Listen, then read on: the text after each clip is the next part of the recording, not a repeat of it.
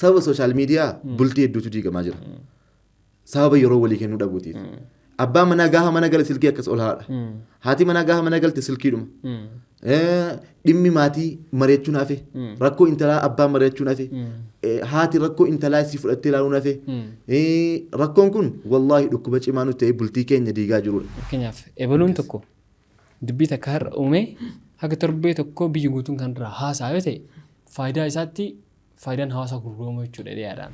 Yeroo baay'ee wanti amma nama gaddisiisu namuma beekamtii sooshaal miidiyaa kanarratti qabu namuma silaa wantoota garaagaraatiin beekame kana hidhannoon dhugaa madaalliin dhugaa kan nuti itti hidhachuu qabnu hadiisa nabii keenya alayhi salaatu wassalaam tokkoon yeroo hunda tilmaamnee madaallee deemuu danda'uu qabna nuti. Rasuulli alayhi salaatu wassalaam ihris calaa maa yanfacuk waan si fayyadu irratti hidhan bololi jabaadhu itti cimi itti cichoomi irraan deebiin. Abbaan ga'ee fi wallaalee. Ishii. Inni ofiisaati bakkuma itti kufu barbaadataa jira. Akka kana. Akka biyyaatti immoo namoota akkasii hoogganaa godhatu namoota akkasii hordofu. Namoonni nuti itti hidhannu eenyummaa keenya dhuunfaa bocuu irratti gahee guddaa qabu. Yeroo hunda nama sobu yoo dhaggeeffataa oollee jireenyi keenya soba ta'a. Nama yeroo hunda dubbii garaagaraa gandaaf ganda walitti buusu yoo ta'e nuti namuma sanatti deemna. Kanaaf nama hordofnu adda baasuun baay'ee barbaachisaadha. Fuuldurri abdiin egeree maal ta'a? Abdii egereetiif maaltu mala?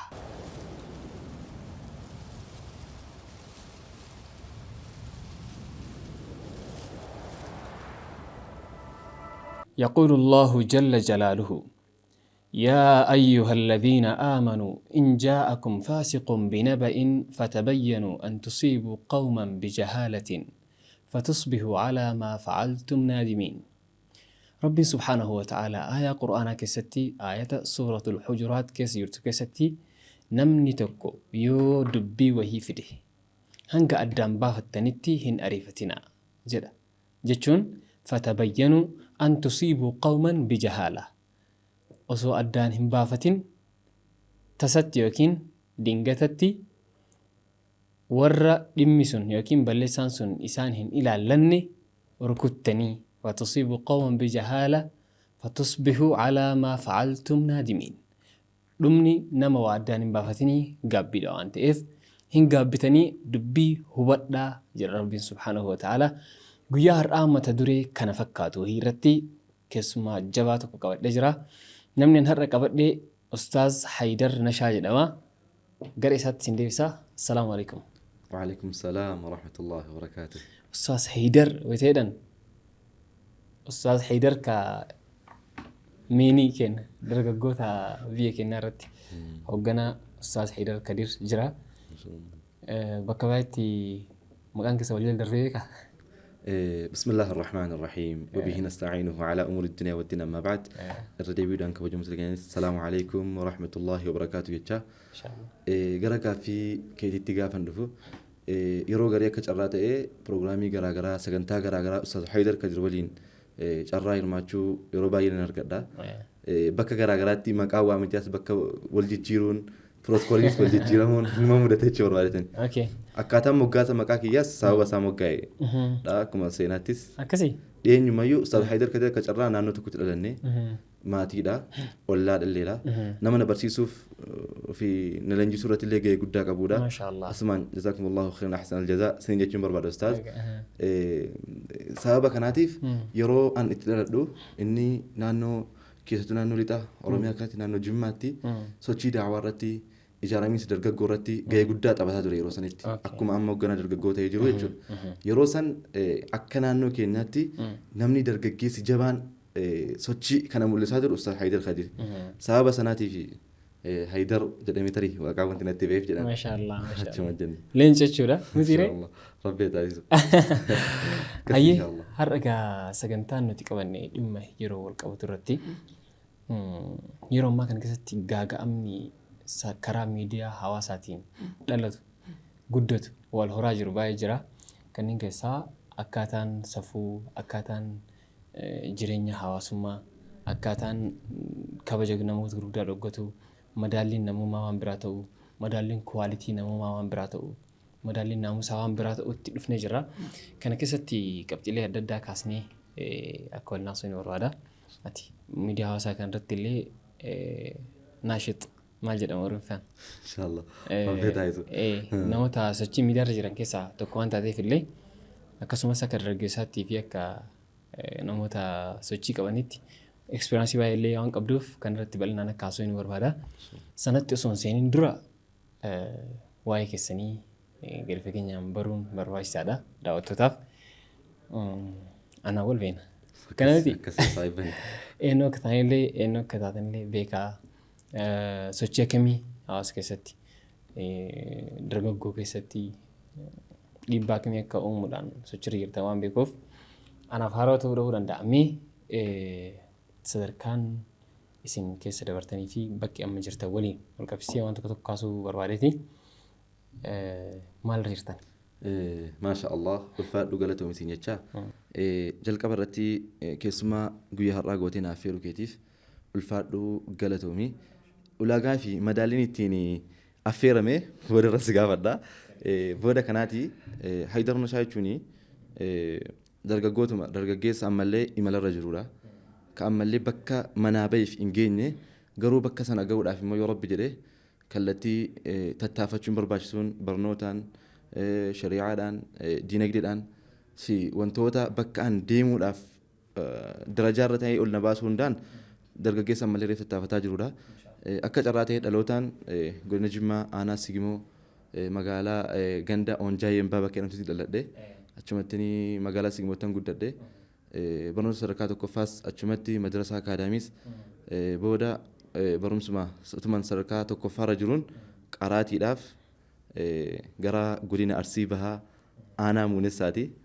Naannoo sana naannoo Arsii lixas bahaas yeroo jalqabaatiif umrii kee daa'imummaadhaan Ramadaana guutuu kan inni itti soome darasummaa bahee Arsiitti. Kanaaf Arsiin achittan guddadheesi ijoolleewwan hiriyootni kiyyallee hedduun achi jiru bakka inni itti ija banadhee qaraatii garaagaraa ilmii halkaa nahwii siiraa akkasumas immoo hadiisa illee achuma fakkaata. Booda sanaatii rabbina laaffisnaan gara qeetti deebi'een markaza hifzii qura'aanas tura.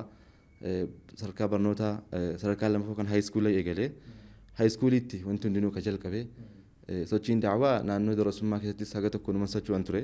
Booda sanaatii ergiin gara haayiskuulii jalqabe barnoota barattoota qindeessuu gara amiirummaa yeroo haayiskuuliitti wal qabatee dabalataanis immoo otoo kaawunsiliin dhufin dura akka dargaggootaatti majlisa keessatti hoogganaa dargaggootaa kan aanaa ta'e tajaajilaan ture Sigimootti. Egaan kallattiidhaan gara godinaattis dhufaa dhaabbattoota garaagaraa dhaabbata silaa dargaggoo irratti hojjetu miti mootummaa garaagaraa dhaabbata injiinar Hiil jedhamu wayii sadarkaa pirezidaantii yuuz advaayizar kaawunsilii ta'e pirezidaantii waggaa lamaaf tajaajilaan ture. Egaan kana fakkaataa achiin yuunivarsiitiin ga'e alhamdulillah yuunivarsiitiitti pirezidaantii barattootaan ture kan amiira jechuudha. Aangoorri si oofee jira dammoo hireenki. Aangoon kun walii hedduudha. Kidmaanumaaf dhaqne egaa kallattii kana hundaa sochiinuma barattoota qindeessuu dargaggoota qindeessuu sochii yeroo baay'ee yoo ati bakka san fiitu goote qofa akka bakka sanitti eeramtu sanumayyuu ta'uun kennama baay'ee qabaachuu kee potenshaala qabaachuu kee bakka saniif maluu keetiif ragaadha dhiyaata baay'ee galatoomii. Har'a ammoo gara sagantaa kennaatti dafnee akka deebinoonni hin barbaaduuf muuxannoo makee kana saamachuuf maaliif jennaan bakka gargaraatti hooggansaan hojjettee jirta. Muuxannoolee sirriitti qabdaa waa'ee dargaggoolee sirriitti beektaa hoogganaa turtee illee waan ta'eef muuxannoo kee saamachuu qabnaa jedhee yaadeeti. Mata dureen keenya har'aa akkaataan qabatamni amma sooshaal miidiyaarra jiru jireenya keenya walakkaa oltu sooshaal miidiyaarra jira waan ta'eef sooshaal miidiyaa irratti haalli namni itti jiraataa jiruu fi haalli dargaggoon ittiin socho'aa jiru haalli dhiibbaan ittiin uumamaa jiru haalli namni ittiin hidhannoo nama godhataa jiru karaa sooshaal miidiyaa ta'ee jira. Karaa sooshaal miidiyaa kanarratti immoo eenyutu namaan deemaa jira ka jedhu san haasa'uuf jecha har'aa asitti argamne. Mee sooshaal miidiyaa kun mee maalummaan isaa maali? Mafhumni isaa maali? Maasha Allah qabxii baay'ee barbaachisaaf murteessaadha yeroo ammaatti jechuudha. Sooshaal miidiyaa jechuun dubbii qe'ee keessaatiin haasaa qe'ee keessaatti isa kan ababbaaf giiftilee yookaan ummaa fi abiitiin gaafa dubbannu sooshaal miidiyaa jechuun gabaa jechuudha. Dirree gabaati. Gabaa kana namni marti oomisha qabu waan qabu gaariis haa ta'uu badaas orijinaalis haa ta'uu foorjitiis kan irratti baasee gurguratu jechuudha dhiyeeffatu jechuudha sooshaal miidiyaa jechuun. Kana keessaa maarkeetingii kan gabaa gaafa deemnu carraan nuti qabnu keessaa filannee fudhachuudha. Keessaa filannee fudhachuun ga'ee bitataati. Garuu gurgurataan hundi sooshaal miidiyaa irratti ba'a jechuudha. Gama keenyattis gaafa deebinu sooshaal miidiyaan kallattii nuti ittiin beekumsa garaagaraa fudhannu alaaqaa walitti dhufeenya uummannu wantoota garaagaraa kan nuti irraa fayyadamnudha. Faallaa kanaas immoo sooshaal miidiyaan bakka nuti osoo hin beekin bakka nuti hin malle itti lixnudha. Madaallii hin barbaanneen bakka nuti waa madaalluu eegalluudha. Ilaalcha hin taane kan nuti okeessatti fudhannudha. Kallattii garaagaraatiin yeroo fi humna keenya maallaqa keenya yeroo nuti itti balleessinu ta'ee yeroo ammaa kana fa'i waan hedduu rakkisaaf yaachisaa ta'ee jira jechuudha.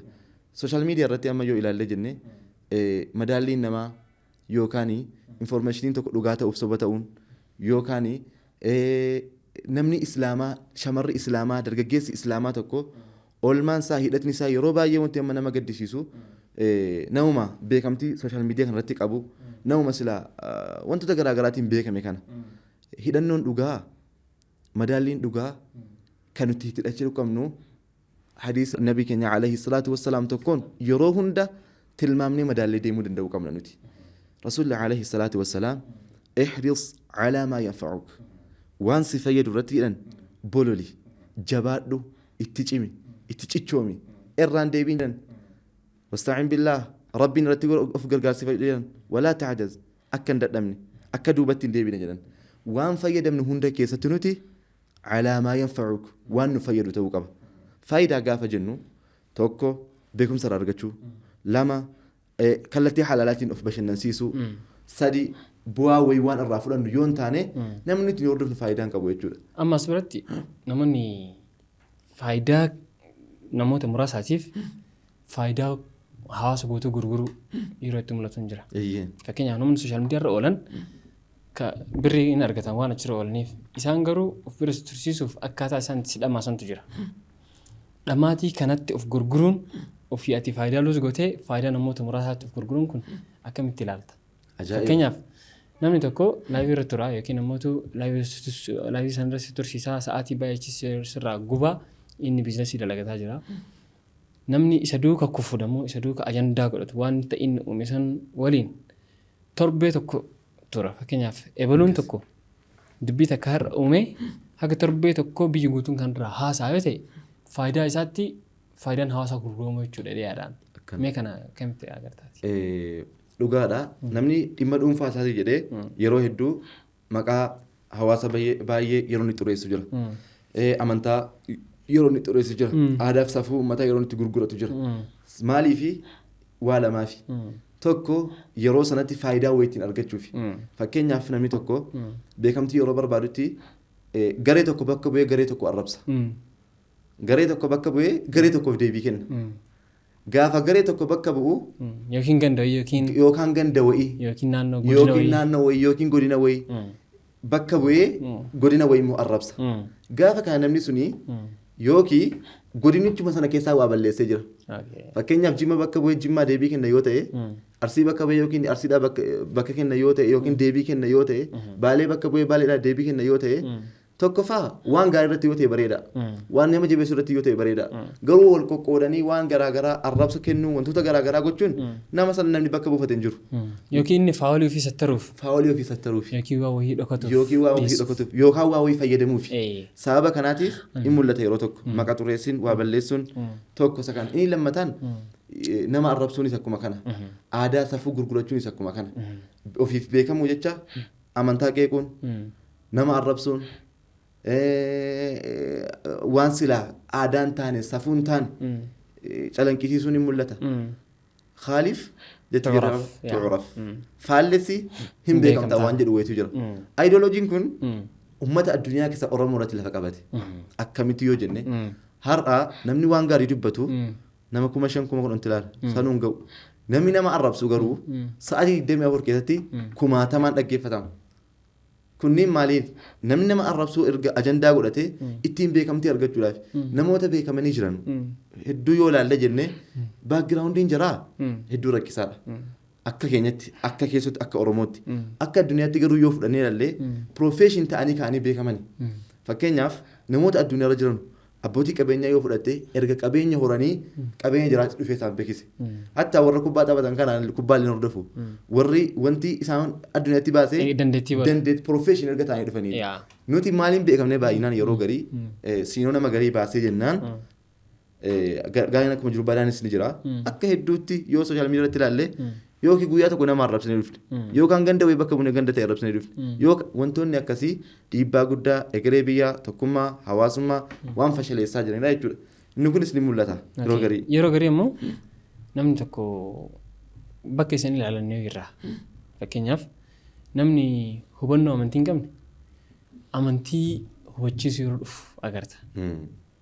Yeroo garii immoo namni ogummaa keetii waan madaaluu dandeettaami.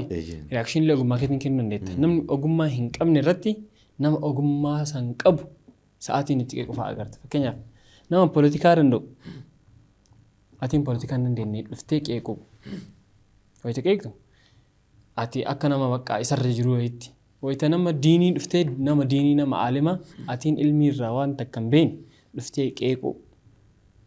Isarratti reakshinii kennas jechuudha. Isarratti yaada deebiyyuu isaa deebistu wayii qabattee dhufta. Isaa deebisuufiyyuu ati waan inni harkaa qabu sana harkaa hin qabdu.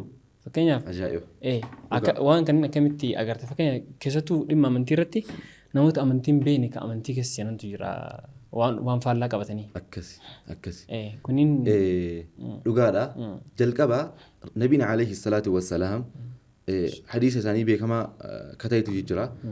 Dhimma sanadaa keessa galuun barbaadu garuu waan nuti fakkeenyummaa gaarii irraa fudhannudha. Min husni islaamil mar'i tarkuhu maa laa yaanii. Mallattoo islaamummaan nama tokko bareeduu irraa gaaromuu ta'uu isaarraa mallattoo nama guutuu ta'uu isaa irraa kan namummaattis yoo fudhanne tarkuhu maa laa yaaniihi. Waan isan fayyadne keessa galuu dhiisuudha. Waan isan galchine keessa galuu dhiisuudha. Namni gaafa dhimmi hundi na ilaallata gaafa jedhe. Fakkeenyaaf gaafa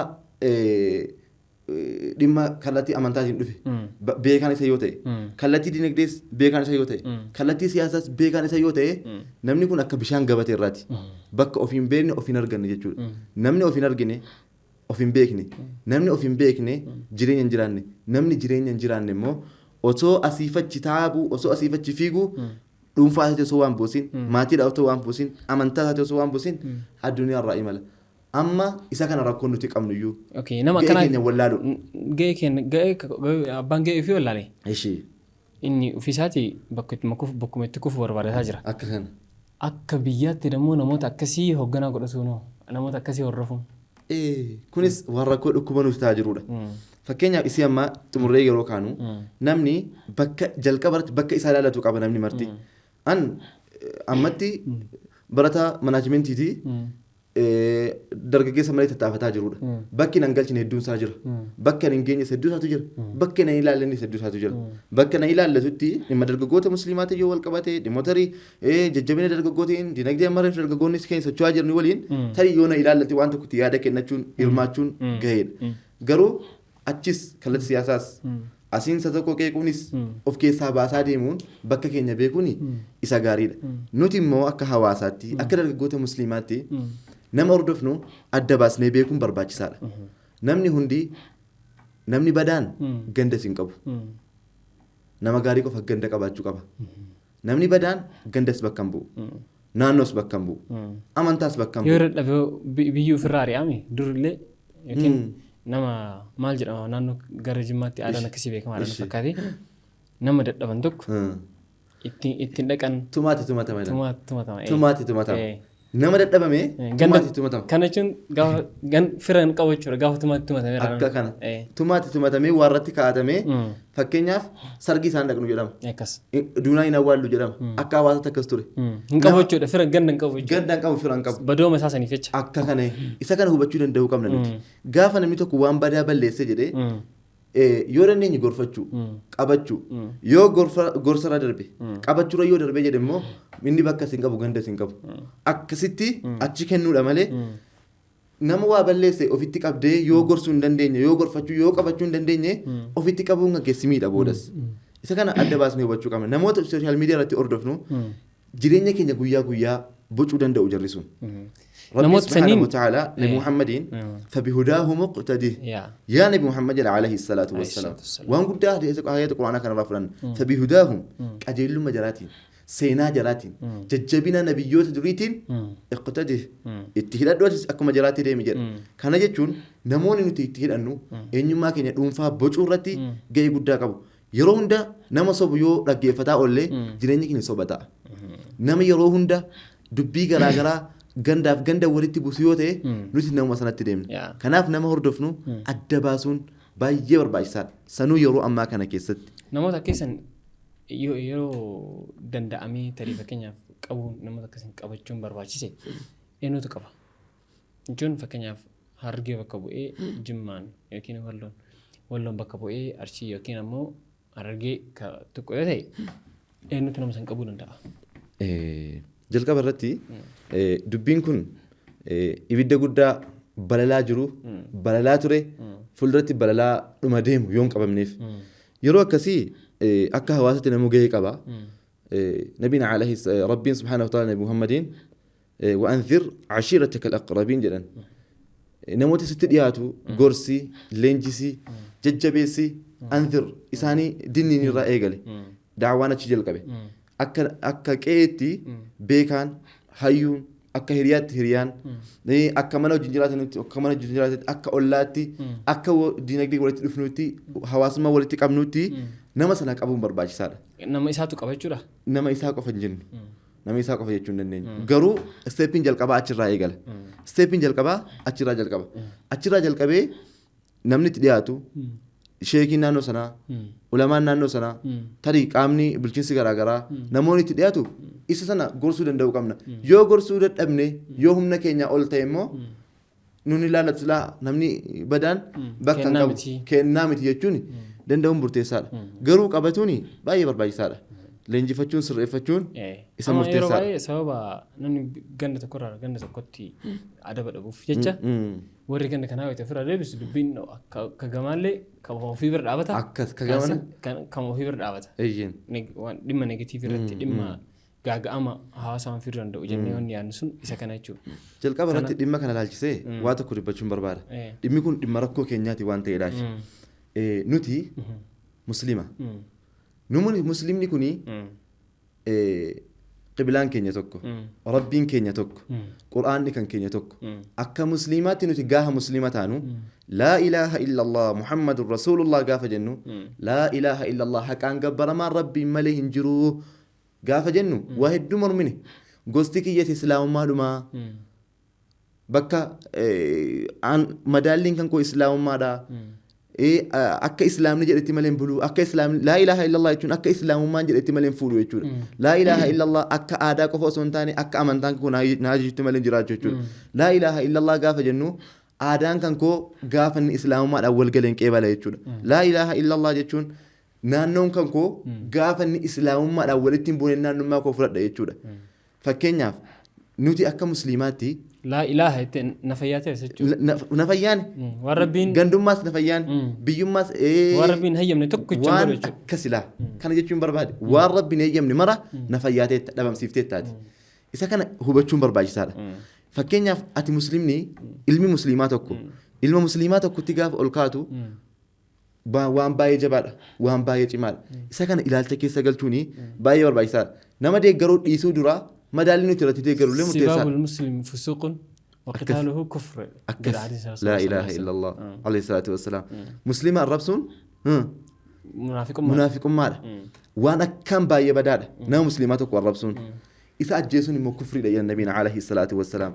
Kana jettaati maal jedhan hadiisni tokko nabiin alayhi salaatu wassalaam gama sharriitiin gaadha jedhan an yaxqira akaahul muslim. Namni tokko sharrii hojjetachuudhaaf isaaf gaadha utuma sharrii biraa hojjechuu dhiise maaltu an yaxqira akaahul muslim obboleessa isaa muslimaa tuffatuunu gama macsiyaatiin isaaf gaadha jedhan isa wal arrabsuu dhiise isa maqaa wal balleessuu dhiise obboleessa islaamaa tokko tuffachuunu gama macsiyaatiin nuuf gaadha isa kanaaf xiyyeeffannoon barbaachisaadha jechuudha nuti akka muslimaatti gaafa gandaa gaddi walitti ka'u qur'aanni kan koo maal inni islaamummaan kan koo maal inni jennee waan gaddummaa bishaan sanaan dhaamsuun quraanaan dhaamsuun waan naannummaa waan sanaan dhaamsaa deemuuni baay'ee murteessaadha yoo kanan qabanne garuu kufuudhaaf cabuudhaaf akka deemnu ragaan kaleessa argaa ture ragaadha. Mee madaalli hordofii maal ta'uu danda'a sooshaal miidiyaa irratti namni kan nama hordofuuf yeroo baay'ee foloorsii waan itti foloorsii baay'ee qabduuf qofa sitti amana. Akka ati akka nama golden visa qabu yookiin immoo waan VIP qabu wayiit sababa followersiidhaan ol taateef qofa olaantummaa maraasii kennuun yeroo mul'atu jira. Mee akka madaallii namummaatti yookiin akka madaallii sirriitti namni maaliin hordofuun qaba maaliin kwaalitiin hordofii isaa safaramuu qaba itti yaadda? Ajaa'iba gaaffii ajaa'ibaati. Dhugaadha dubbiin kan keetii akkuma ati jettee namni followersi isaa guddaa ta'e jennaan dubbiin dubbatu akka dhugaatti information isaa akka dhugaatti bakka guddaatti kennuun akkasi. Asirratti namni tokko hordofamuudhaaf yookaan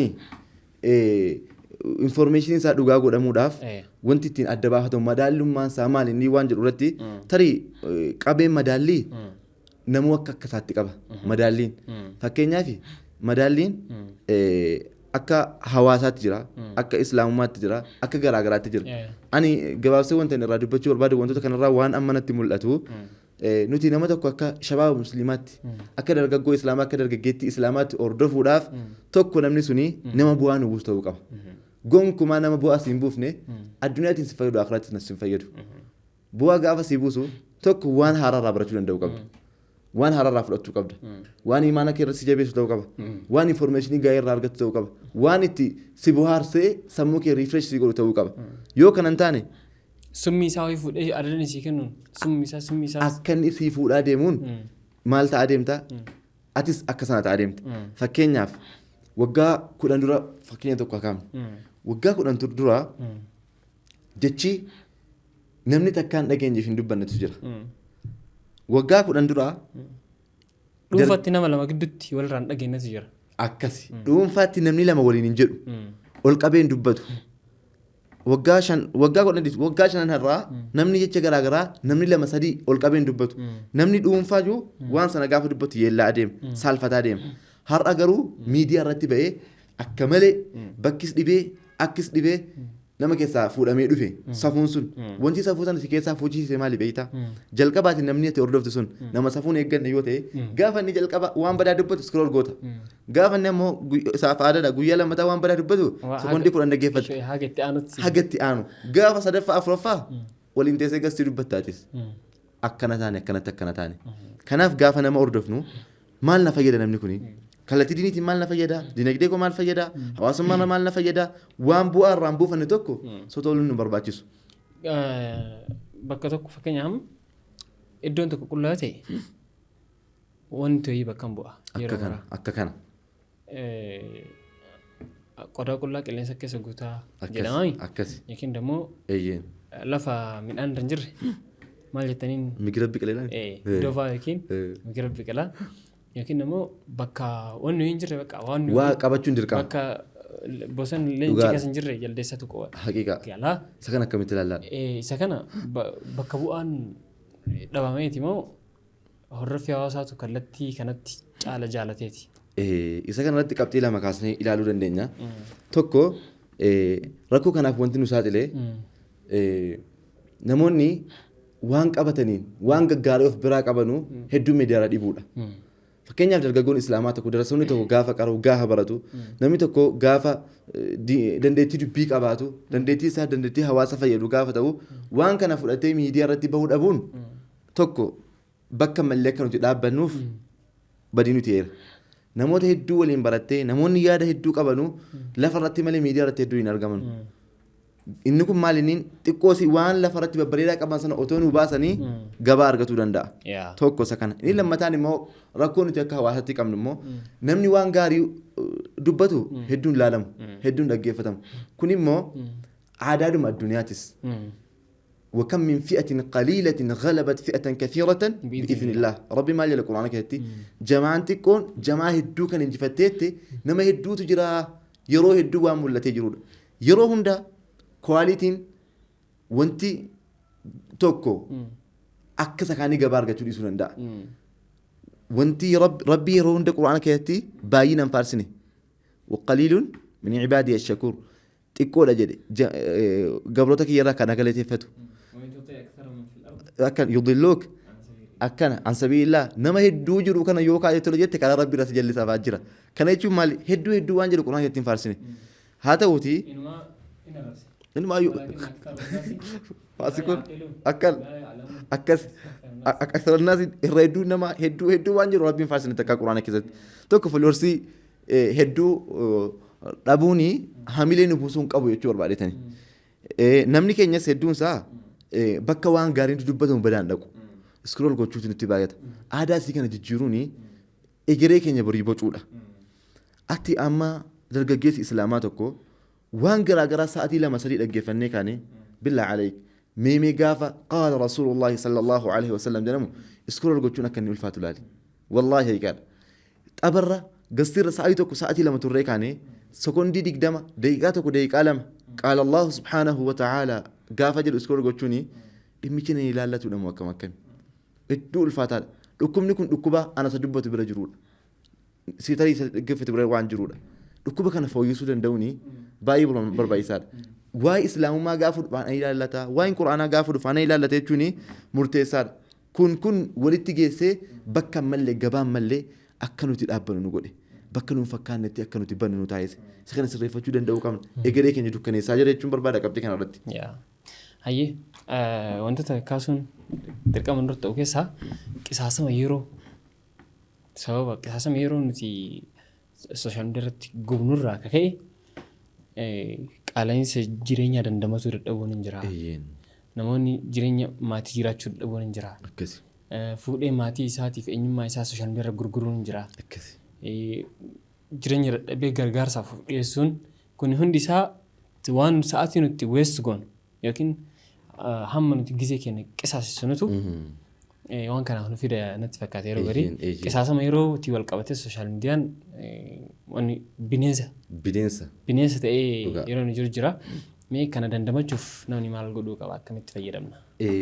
Jalqaba irratti qabxii kanatti osoo hin seeniini seera maarkeetingii tokko jirti yookaan yeroo baay'ee waan dubbatamu seera ammas dinagdee ikoonomiksii keessattis opportunity cost ati gaafa waan tokko gootu waan tokko dhabda fakkeenyaaf gaafa sooshaal miidiyaa irratti yeroo keenya dabarsinu sababa nuti waan sooshaal miidiyaa irratti yeroo keenya dabarsaa jirruuf waan nu jalaa hafe wayitu jira waan biraa kafalaa jirra kuni carraa nuti dhabaa jirutu jira carraa biraa gurguraa jirra jechuudha isa kana hubachuu qabna rabbi subhaanahu wa ta'aalaa qur'aanota keessatti wal cas waqtii casriitiin kakadhee wadduxaa والليل إذا سجى يرو غراغراتي وقتي الآن ككت ربين وقتي الآن ككت ربي مال ملئسا يروتي أكنو تفايدا من ملئسا ربي وان قد أدام مالين ككتو وسو وانتي هدون جرو وسو وانتي باين جرو والعصر وقتي يرو عصريتي ككت يجو ربي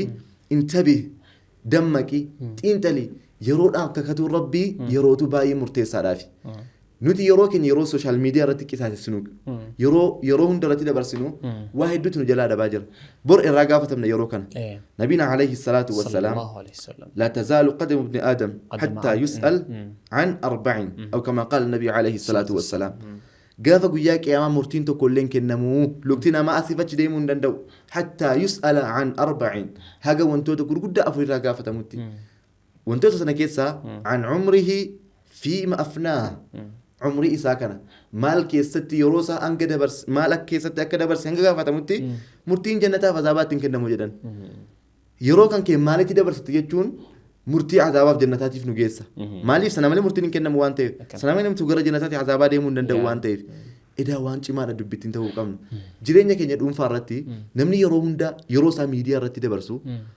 tokko nama lafaatiin walii galuu hin danda'u nama lafaatiin gonkuun walii galuu hin danda'u akka nuti iskiriin irratti yeroo keenya hin jiru akka nuti iskiriin irratti yeroo keenya dabarsinuun lafa irratti hin jirru tokkoffaa hawaasummaa irratti rakkoo nutti fide. Durii yeroo jarri keenya yeroo irratti dhufan akkam bultee akkam ooltee saanii keessi hin burreen maal fakkaatti jibichi kee akkamitti jira. Wal gaggaafatu qabaa hawaasummaa. Adaadaan kee akkam taateetti eessumni kan kee fuudheera adaraa haadha mana eessuma keetti deesseetti achillee darbee amma umartuu hin jiru. Akka sana fagaachuu baannullee hawaasummaa irratti dhiibbaa guddaa nutti fideera jechuudha. Isa kanaaf yeroo nuti qabnu sababa sooshaal miidiyaa bultii hedduutu diigamaa jira. Sababa yeroo walii kennuu dhabuutiif. Abbaan manaa gaafa mana gala silkii akkas ol haadha. Haati manaa gaafa mana galte silkiidhuma. Dhimmi maatii mari'achuu naafe. Rakkoo intalaa abbaan mari'achuu naafe. Haati rakkoo intalaa isii fudhattee ilaaluu naafe. Rakkoon kun wallaahi dhukkuba cimaa nuti ta'ee bultii keenya diigaa jirudha. Egeree dhala musliimaa ijoollee islaamaa Salaahiddin al-Ayyuubii gumaachuudhaaf haati yeroo sii sooshaal miidiyaatti yoo kan dabarsu taate ilmoo siitii yeroo sii waa mareettuuf gorsitu yoo kan dhibu ta'e egereen keenya dukkana'aa jira. Akkaataan deemsaa yoo hin dammaqne akkan taanetti nu geessaa jira. Nuti birrii daataa qabaannaan daataa irra jiraanne jennaan jireenyi keenya dhuunfaa waa'een borsaa keenyaa nu yaachisuu dhiifnaan waa'een barnoota keenyaa nu yaachisuu dhiifnaan waa'een egeree keenyaa nu yaachisuu dhiifnaan waa'een bultii waa'een jiruu waa'een qabeenyaa nu yaachisuu dhiisee jennaan. Paakeejii irratti obsine jechuudha. Paakeejii irratti obsine jennaan paakeejiin bar waan hin qabamne naami amma daataan kun hin qabama. Yaa warri saayinsii maal akka jedhan hin beeku ani barataa teekinooloojiitii miti. Manaajimentiin barataa irraa waan qabamuuti garuu. Amma daataa tarii isin hin beekte akka isin gootan hin beeku. Ittiin misaan nyaattu. Ittiin misaan nyaattu. Ittiin borsaan kaattu uffattee bultu. Isa kanaaf qullaatti nu hambisaa jira. Muuxannoo waan si ajaa'ibu warri waan kana bocanii nutti kennanii Chaayinaa keessatti tiiktookiin daqiiqaa 30 hin eeyyamamu. Informationii akkasuma na fakkaata. Yoo guddaa saayii tokko waan ga'u natti hin fakkaatu. Daqiiqaa 30 saayii tokko. Indiyaa keessa akka nu guddifamaa dhufe malee jalqaba xiqqaa ture. Akka kana ture. Indiyaa keessatti akkas namni sa'aatii 24 tiiktookiin bocamee sa'aatii 24 qabnu keessa sa'aatii 18 sa'aatii 12 sooshaal miidiyaa kamiin irra ta'u garaa qullaa kanarra bulu numa. Tokko sooshaal miidiyaa irra buluun keenya maal fide jireenya sooshaal miidiyaa irraa gonkumaa lafatti arguu hin dandeenyu. Abdii kutannaadhaan maaltu nama geessaa jira. Lubbuu hedduu baasuudhaan wanti nama geessaa jiru. Jireenyi miidiyaa irraa. Namni jireenyi miidiyaa irraatiif jireenyi lafasaa yoo waliin madaallee kufaatiidhaaf deema. As biratti akkuma jettee akkeeffannaa. Namni tokko fakkeenyaaf anillee jireenya kiyya akka uffanni irraa bareede bichaa poostuu godhee namni kunillee kadeemee hoteela selfii maakiyaattoo selfii juusii foto jechuudha. Stooriin isaa. Makiinaa guyyaa tokko. Selfii skaaylaayitii, selfii maarii kanneen kaastee selfii mana jiimii qofa, selfii jireenya leekjarii, selfii yoo ilkaan dhiqatu kan gizee mara. Ilkaan dhiqan nama bakka ganama ilkaan dhiqatee bahee amma mana isaa sirreeffatee bahee bakka rootiina babbareedaa kanneen qofa gabaadhaaf dhiyeessan. Kanneen wayita gabaadhaaf dhiyeessu kun immoo asitti kana mijeeffachuu hin danda'u. Fooxaa asiif fuulaan xaragatu hin qabu. Akka namaa deemee bakka deemee hoteela taa'uu qabu namni sun illee guyyaa tokko taa'e yookaan guyyaa lama san godhe taa'e. Isa kana akkeeffachuu yaaluuf jecha sa'aatii namni itti abdii kutee lubbuuf illee galaafatee jireenya isaallee itti diigamu fa'a bal'inaan mudataa jira. Keessattuu jireenya maatii dhiyeessuun jireenya maatii qilleensa irratti baasuun jireenya maatii akka ittiin dhaadatuutti akka itti gammadaniitti aktu godhaa dhiyeessuun. Jireenya nama sanii qofaa miti jireenya daawwattoota illee miidhaa jira. Wanti kun immoo akkeeffannaadha malee dhugaa miti. Fakkeeffannaadhas malee dhugaa miti. Wanti kun gaaga'amni dhalu lubbuu qaalii namoota hedduu qisaasaa jira jedhee yaada. Kun yaadaati kaafte irratti. Isii kanarratti osoo hin xumuriin waa tokko jechuu barbaanna. Yaa obboleessa kiyyaa bar'iifaa. Yaa daawwattoota keenya mee waan tokko waliin qolla gaafanna. Viidiyoo waraabamee ediit godhamee fiiltariin itti dabalamee saawundiin jala galfamee viidiyoo ediit godhamee sa'aatii tokko meeqa bira taa'amee sirreeffameeni adaraa jireenya keessatti hin madaalinaa. Mee sabaatii bar ediit godhamee bar. Ediit godhamee. Wanti taane keessa bakka barbaadamu qofa keessa. Akka barbaadamutti dhiyeeffame. Bar jireenyi miidiyaa irraa jireenyi lafaa garaa garaa. Wanti yeroo rabbii kiyya kadhu yaa rabbi amma miidiyaa irraa lafatti danqisiniidha. Yeroo hedduu wallaahi amma miidiyaa irratti amma lafa irratti hin geenyati yoo miidiyaa irratti geesse dara bubbeen fute beektaa akkas ta'a namni. Tokko namoonni nu daawwatanullee hin miidhamu. Nuti namoonni nama daawwannullee jireenya keenya dhuunfaa jireenya miidiyaatiin madaaluun barbaachisaa miti. Barbaachisaa miti. Jireenyi dhuunfaa bar raahaan aara galfiin akka hin gette alhamdulillah itti jiraachuudha. Boqonnaa sammuu sijammar qabeenya keessa hin jiru. Yeroo baay'ee akkasi. Qabeenyi boqonnaa hin bitaa gammachuu hin bitaa sun waliigaltee addunyaan irra waliigaltee irra geettee na fakkaata ammarratti.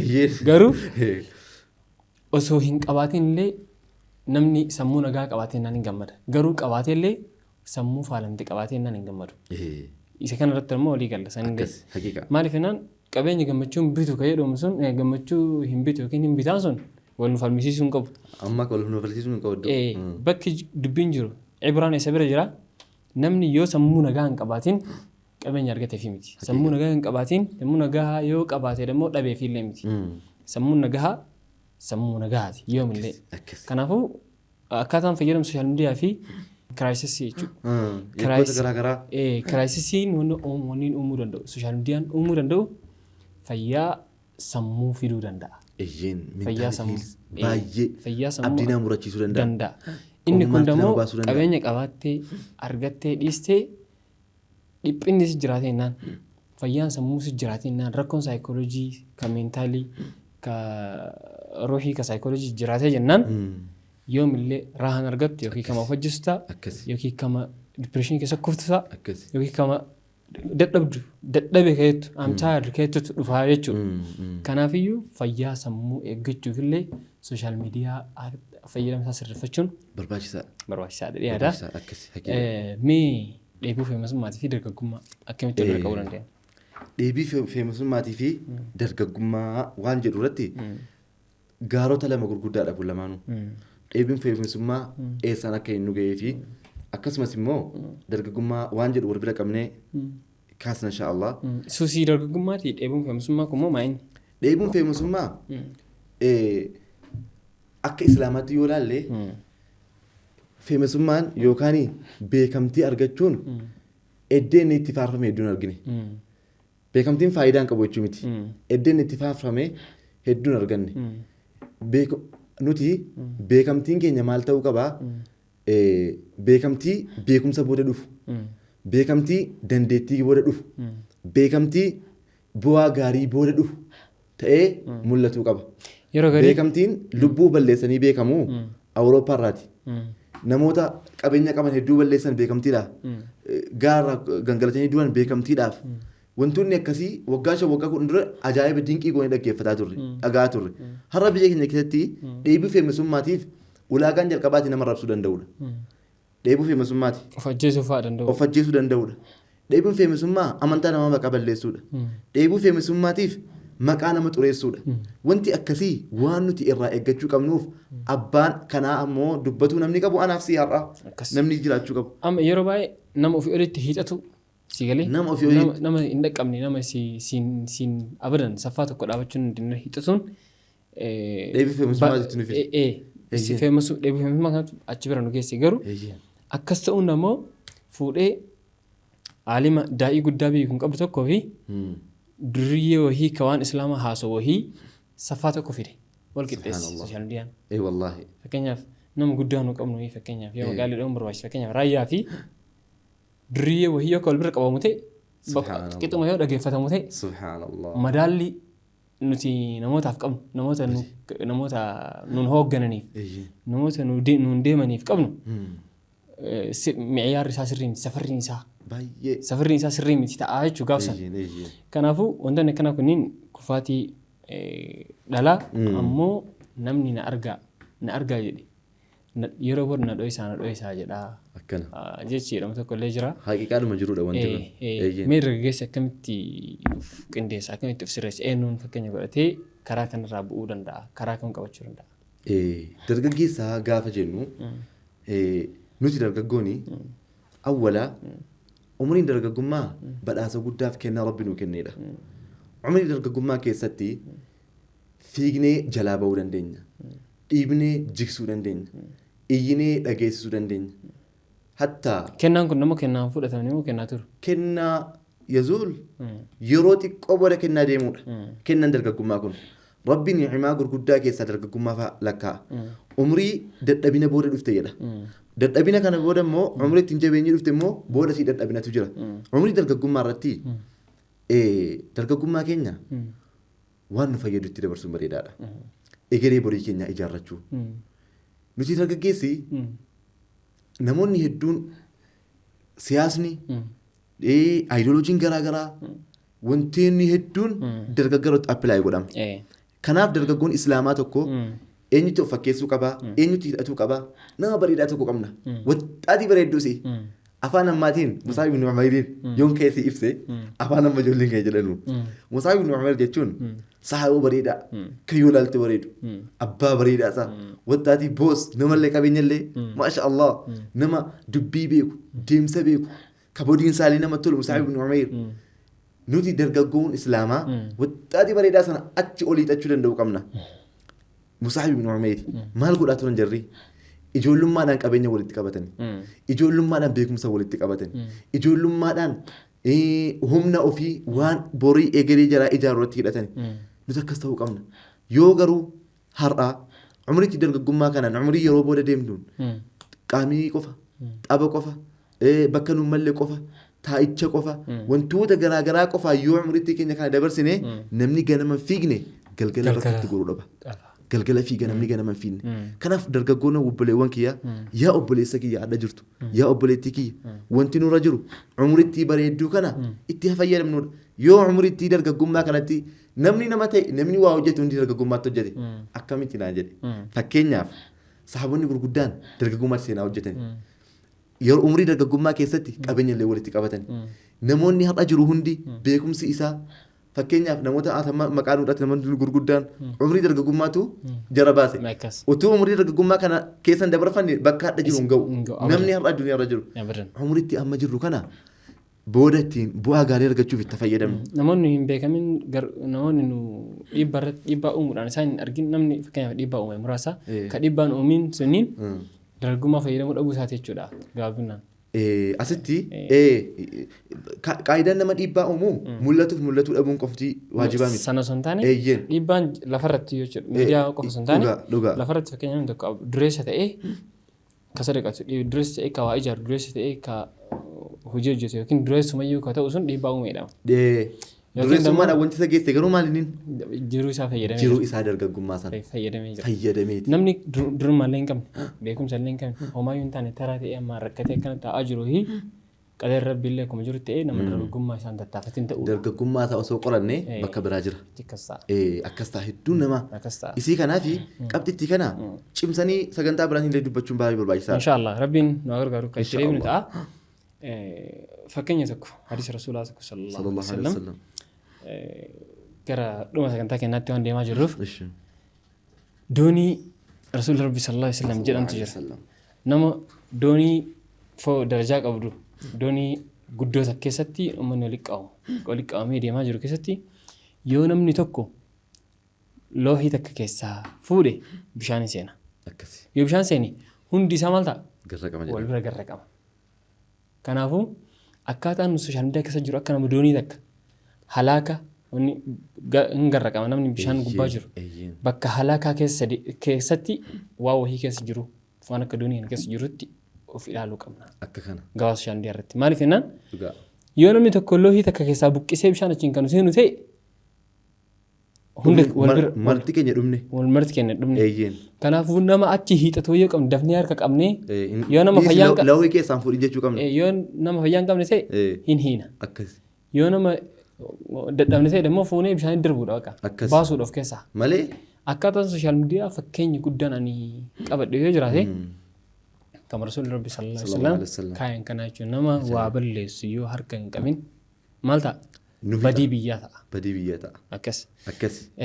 Kanaaf asirratti yoo qabaatteen kaastaa gara qabxii dhumaatti waan deemaa jirruuf fuuldurri abdiin egeree maal ta'a abdii egereetiif maaltu mala. Maashaallah akkasii qabxii ammaa ilaalchisee wanti ani jechuu barbaadu fakkeenya dubbii rasuula rabbii alayhi salaatu wasalaam bifa miidhagaadhaan wal qabsiistee nu dhiyeessiteetta jireenya addunyaa yookaan jireenya sooshaal miidiyaa nuti akka fayyadamaa jirru kun akka fakkeenya bidiruutiin marti keenya beekaan keenyas wallaalaan keenyas inni aangoo qabus inni hin qabnes hundi keenya bidiruu keessa seennee jirra dirqama waan ta'eef bidiruu jireenyaati bidiruun nuti keessa seennee jirru kun bahararra nuti jira bahararra kana bahuudhaaf namni gaafa waa balleessu gaafa waa arrabsu gaafa waa akka hin taane godhu akka nama maal godhaa jiruuti bidiruutii sana nu jalaa cabsaa jiruuti nagaa bahuudhaaf safiinaan sun najaadhaan bahuudhaaf nuti nagaadhaan deemuudhaaf nama sana akkuma jetti harka qabuu qabna dhiisi bidiruu keenya nu jalaan cabsinii jechuu qabna yoo lakkii bidiruu keenya cabsa malee jedhe nama sana fuunee baharatti kennuu qabna illee malee maal ta'uu hin qabnu hidhachuu qabna dura gorfachuu qabna dhiisi nuun garraqinii jechuu qabna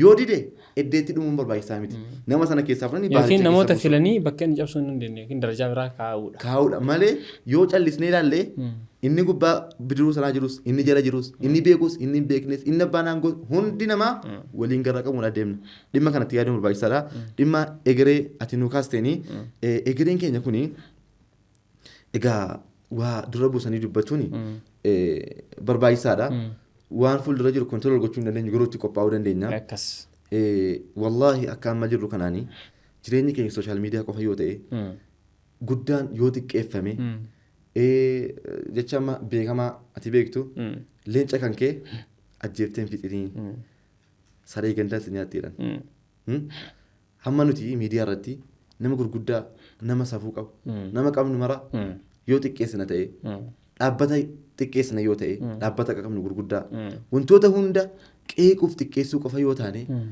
eenyu kan kabajamee ilaalamu bakka abbaatti eenyutti ilaalamu bakka obboleessa hangafaatti eenyutti ilaalamu isa kana irratti rabbiin sodaatuu qaba namni yeroo hunda qeeqa qofa irratti deemu nutis immoo nama arrabsu caalaa nama arrabsu yeroo hunda deeggaruu caalaa tadhii namni arrabsuun kun maaliif arrabfamaa jira jennee ilaaluun barbaachisaadha egereen keenya kun kan inni ittiin ilaalamu sochii nuti irra qabnudha dargaggeessi baratuudhaa deemu otoo hin ga'iin ga'uu qofa yoo ta'e sooshaal miidiyaa qofa yeroo keenya qixaasessuu yoo ta'e diinagdeen nu jala afeera hirmaannaan biyya afeera dhimmi islaamummaatti yaaduu afeera otoo nas hin dhufin qorannoo tokko dubbisaa ture gabaabsee kaasuun barbaada wanti nu mudataa jiru yeroo tokko as ollaa keenya biyya Masriitti qorannoo tokko gaggeeffama jaamiyaa tokko keessatti rakkoo dargaggoota musliimaa adda baasuudha jedhee maayii rakkoon shabaaba musliimaa jedhee waraqaatti kenna maal jedhu rakkoo sana yeroo barreessanu akka dhuunfaa kootitti rakkoon shabaaba islaamaa qaala'iinsa fuudhaatu jira qaala'iinsa jireenyaa baratanii xumuranii kaanii miindaa dhabuu rakkoo nageenyaa wantoota garaagaraa hedduu kaasee dubbata hunda isaa walitti saabbatee gaafa fuudhee ilaalu kan inni barbaadu keessan jiru abbaan riisarchii sanaa dargaggoota kanatti deebi'ee eebannee salphannee jirraa egereen keenya dukkana jedhe maaliif jennaan isin dargaggoota musliimaa taatanii nama 2,000 kenne beektaa waraqaa namni 2,000 kun hundi keessan inni kaan dhimma duniyaa inni kaan dhimma fuudhaa inni kaan dhimma qaala'iinsa jireenyaa inni kaan baratee kee qacaramuu dhabuu dubbatuun keessan egeree keenya dukkaneessi akkamitti jennaan akkamittiin dargaggoo islaamaa tokko isin keessaa dhabe jedhe nama waraqaa keessatti rakkoon shabaaba musliimaa maal inni gaafan jedhee gaafadhu rakkoon shabaaba musliimaa dargaggoonni hedduun salaata irraa fagaatanii nama jedhu akkamittan dhabe dargaggoonni rakkoo Falastiin keessa jiruuf nama dubbatu akkamitti dhabne jedhee namni dubbatu maaliif dhabe namni islaamummaa kanaaf booda gaachana ta'u islaamummaa kanaaf beekaa ta'u namoota har'a jiranu kana nama dhaalu fuulduratti hin qabnu jedhee namni dubbatu akkamitti dhibe jedhee egereen keenya dukkana jedhe kana jechuun maaliif hin barbaade har'a namootni fuula jiraa beennu qabsoo godhan bakka bu'aan jiraa eenyuun narramee ilaali namoota amma yeroo garaagaraatti beekamanii piroogiraamii hunda yoo ilaalte waan Itoophiyaa keessatti godhamu jarumatti fuulduree jira ammas rabbi umrii jiraa nuuf dheeressu rabbi nuuf jiraachisu sana mormuun fi mitiyan garuu nama duubaa dhufaa jiru eenyuun agarteeti ni sodaachisu baay'ee nama ulamaa gurguddaa ulamaa ta'anii qaraayisaa turan har'a namni isaan dhaalaa jiru namni isaan wanna godhaa jiru ulamaa qubataa jiru duraan waggaatti ulamaa 20 30 40 50 qubata naannoo garaagaraa eenyuun quba qabdaati egereen keenya maalirra deemaa ilaal namoonni hadha jiran kun ulamaanni kun yeroo hunda yoo dhimmi ka'e nama tokkotti Ustaaz Ahmadiin maal jedha jenna Ustaaz Yaasin Nuruu maal jedha jenna Ustaaz Kaamil Shamsuu maal jedha Ustaaz Raayyaan maal jedha namoota hedduu bakka bu'aan dabalamaa jedhaman jiru jechuudha eeyyeen jaruma qofa eeguu yoo taane egereen keenya eessa ati dargaggoon islaamaa eessa jirta ani eessan jira hundi keenya deemnee akka malee deemuudhaaf jiraanna dubbiin harkaa dheerataa jira jechuun barbaada. Abshir dhumarratti ni jirtee jiraate yookiin gorabbiif. Dhumarratti wanti an jedhu jireenya addunyaa jiraannu keessatti guyyaa guyyaadhaan waan shana dabalannu jechuun barbaada. Akka dargaggoo islaamaatti deemsi keenya taa'umsi keenya ka'umsi keenya waan shanan kana adaraa akka of keessaa hin dhabne. Inni tokkoffaan akka islaamaatti erga jennee spiritually namni imaanaan jabaataa deemuu qaba. Inna akramakum inda Allahi atqaakum. Maal inni bakka nuti dargaggeessi islaamaa tokko guyyaa guyyaadhaan waan khayrii tokko dabalataa deemu quraana yoo duraan hin qaranne peejii walakkaa qara'uu eegalu zikrii subhaanallah wa bihamdihi subhaanallahi al-aziim of bareeffachuu imaanaan waan rabbii walitti nu hidhu guyyaa guyyaadhaan waan haaraa tokko dabalataa deemu sobarraa of qabaa deemu maqaa namaa kumachuurraa of qabaa deemu maqaa nama balleessuurraa of qabaa deemu khayriidha kun imaanaan jabaataa deemuun barbaachisaadha tokko. Inni lammataan guyyaa guyyaadhaan wantoota nuti dabalataa deemuu qabnu keessaa beekumsa idaataa deemuu danda'u qabna. Beekumsa jiru kallattii diiniitiin nu biratti beekumsi nu diinidha. Nu biratti Ustaaz Raayyaa Abbaa Macaa dhiyeenya kanaa bilbilee eessa jirtanaan jennaan bakka qaraatii wayin jira jennaan qaraatii akkamiin qaraatii addunyaa kanaan qaraa jira kolleejiin jira jennaan qaraatii addunyaa jechuun maa inni dhimma kanaan qabnu nuti naan jedhe. Addunyaa akiraa waan jennu qabnu nuun jedhe. Hundi wanti nuti itti deemnu akiraa malee waa biraa qabnu naan jedhe Ustaaz Raayyaa Macaa. Maaliif jedhaa maal akkamitti Ustaaz godha barumsaan jiraa jedhee barumsaatti barattu yoo akiraadhaan taane faayidaa siin qabu naan jedhe. Addaatti manaajimentiirratti barattu borru akiraatti yoo siin buufne dhiisi faayidaa siin qabu naan jedhe. Akkas jireenyi keenya barnoota kamiinuu akka ummataaf galuuf barnoota ammayyummaa jechuun afaan zabana malee jedhe. Miti amantaan keenya duubatti uummata ta'ee miti Ustaaz Raayyaan. Kanaaf barnoota kallattii kamiinuu of madaalaa deemuun barbaachisaadha. Waa lama tokko imaana jennee inni lammataan beekumsa jenne. Inni sadaffaan diinagdeedhaan of bocaa deemuu qabna. Maa sumuun hin ta'in maa shilinkii hin ta'in diinagdeedhaan hirkattummaarraa of baraaraa deemuu danda'u qabna. Yoo poozitiifa lakkaa'uu dadhabne negatiifa irra isaa deemuu qabna. Yoo ji'atti birrii 10,000 15,000 20,000 bakka garaagaraatti hirkattummaan arganna ta'ee 10,000 irra isaa deemuu qabna waan sana.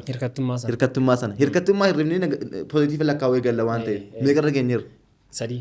Tokko imaana lama beekumsa sadii diinagdee afuraffaa alaalaaqa relationship guyyaa guyyaadhaan walitti dhufeenya haaraa uummataa deemuu danda'u qabna.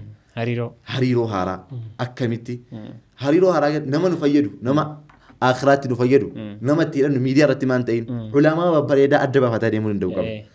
Nama nu fayyadu nama beekumsa garaagaraa irraa fudhan ogummaa diinii irraa fudhan ogummaa diinagdee irraa fudhan hiriyaa gaarii walitti dhufeenyi qabeenyaa olii walitti dhufeenya babbareedaa namoota bakka garaagaraa jiran akka garaagaraa jiranuun idaataa deemuu qabna hariiroo qabna jabeeffataa cimsaa deemuun dirqama gaaf tokko nama fayyada waan ta'eef.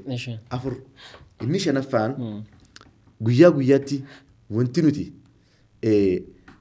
dabalataa deemuu qabnu waan afuran amma dubbanneerraa rizaaltii argamu dabalataa deemuu qabna. Kana jechuun dhiibbaa uumuu danda'u dandeettii dhiibbaa uumuu danda'u keenya ida'ataa deemuu qabna inni shanaffaan. Dandeettii dhiibbaa influenshaalummaa keenya ida'aa deemuu qabna. Dhiibbaa uumuu dandeettii keenya gabbisaa deemuu qabna. Kuni inni shanaffaan bu'aa wantoota afur irraa argamudha. Ati gaafati imaanaan jabaatte, gaafati diinaan jabaatte, gaafati dinagdeen jabaatte, gaafati beekumsaan jabaatte, gaafati hawaasummaan jabaatte biyyi kan keeti. Dhiibbaa uumuu jechuun maal jechuudha? Dubbattee dhaga'amu jechuudha. Dhiibbaa uumuu jechuun yoo ati calliste maaliif calliste jedhamuu danda'u qabda.